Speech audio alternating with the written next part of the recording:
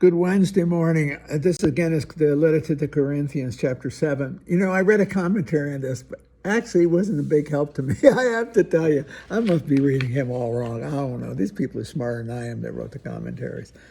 I got my own street sense of the gospel, I have to say. But I think that one of the things the commentator said was that he had his hands full. They were raising questions with him, and they were practical questions. Should you get married? Should you stay single? What should you do? Because the end time, it took a while before the church recognized that they were living in the end time.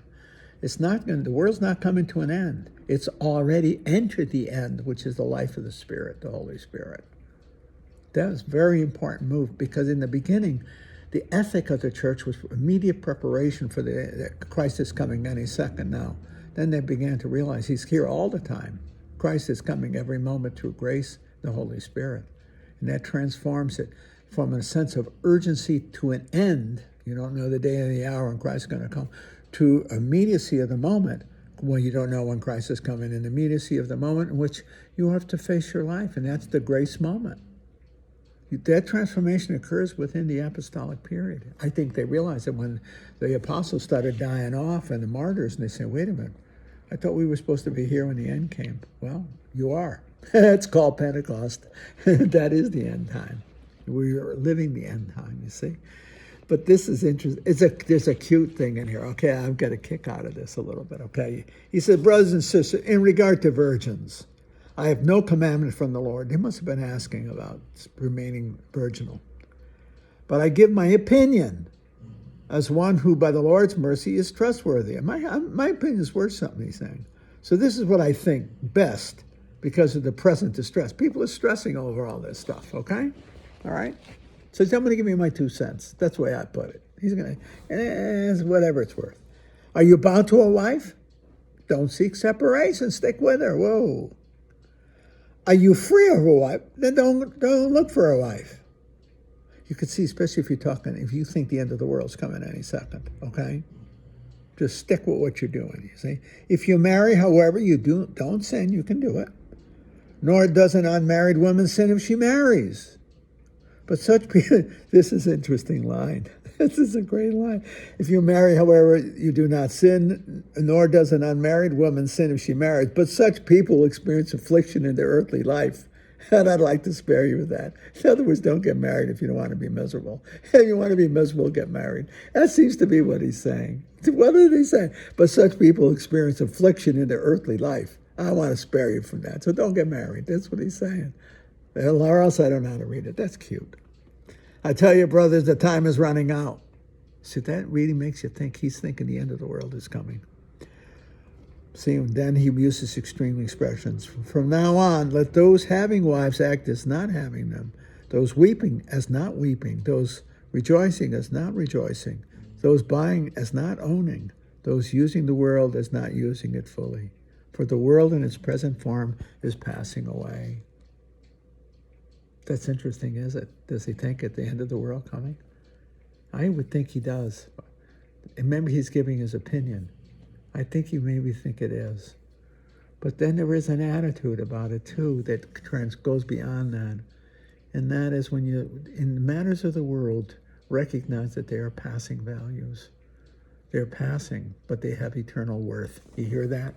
Though they are passing in time, they are of eternal worth. That's a transformative moment to recognize that though life is fleeting and the goods of this world are fleeting, they're of eternal import. They live on forevermore in the heart and mind of God, as it were, and we with him in eternity.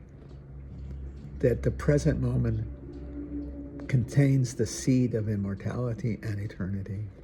Time is replete with the eternal. See? So that we live with a recognition that the goods of this world are fleeting, but that they are not of no value. In the end, they are eternal. We plant the seed of eternity through the way we live our lives now. That church took a while to get there, to see it. I wonder if St. Paul sees that right now in the letter. But I think he does. I think he's on the edge of it. See?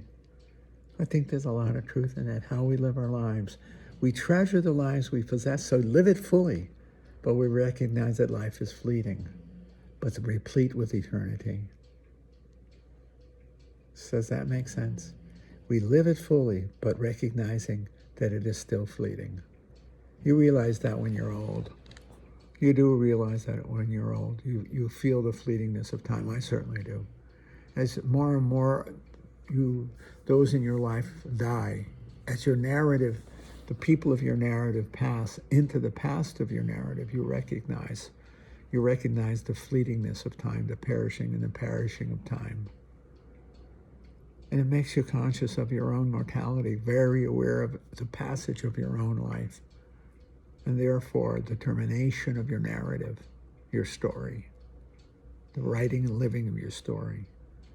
But there is also at that very moment the hope of immortality, that the story you have written, which is as personal as it can ever be, there's only one story like your story, it's your story, is eternal. In the mind of God, it is eternal, and therefore never to perish. And you will never perish, neither your story nor you. That comes, I think, with age, to be honest about it. At least I never thought about it when I was young. You're full of the promise of tomorrow. When you get to a certain age, I'm 80, almost 81, you're very aware that you have lived a vast, vast amount of your life. And now you treasure it in memory and love and gratitude, and with a spirit of hope that it is not passing into the oblivion of the past, but into the eternity of the eternal present. See? That we are writing our eternal story through the way we live out the narrative of our temporal lives. We are writing in eternal, with it, as it were, an eternal ink. The narrative will never pass, and it's personal. It's not just the story guy can remember, it's that it is personal. We will forevermore be present consciously in the mind of God, present in the heart and mind of God, as it were, figuratively, okay? Continually, as it were, living our narrative, now eternally. Celebratorily, we celebrate it, but also, I hope, intervening for those who follow us. That's the lives of the saints, constant intervening. I pray to my mother and father all the time, my friend Junie all the time. I use vulgar language, of course, when I speak to Junie in the morning when I go to school. Like Mimi, that's what the grandchildren used to call Junie, Mimi. Mimi, don't let me this up today. Let me do it right. Please, Mimi, let me do this right. Keep me from saying some stupid things today, okay? Yeah, Mom and Dad, too. I always felt the protection of my family. To this day, I feel it. That I'm not alone. And my mom and dad are looking out for me. I think Junie's always looking out for me. Now, Ted, don't say that. Come on, keep your nose clean. Don't say something stupid. See? I know when I start to school, yesterday, the day before I began classes, I remember going in and said, Mimi, please don't let me make a mistake. Don't let me F this thing up. Let me do well, please. Let me do well. See? I feel that. I felt Mimi, she's going to stick up for me. Junie will look out for me. My mom and dad will look out. My uncles and aunts will look out for me. My friends will look out for me. You see? So I think not only is our lives, as we pass not into nothing but into eternity. It's an active eternity. It's an active state in which we look out for each other, now eternally. I have no doubt of that, actually, because it's a part of my existential life. I constantly talk to Junie, constantly talk to my mother and father. Hey? My cousin Harry, you see? Yeah, I have a friend in paradise when I think my cousin Harry. He just died, you see? For sure, Junie. See? I don't think of them as absolutely gone. They're relatively gone, and I grieve for their loss. I feel alone without them. But on the other way, I called on them all the time to help me, to walk with me. And I expect that I will do the same. I want to make a difference, not only now, but ab eterno, for eternity. See, we are part of the creative, loving energy of God. It doesn't end with our death. It's transformed, just transformed.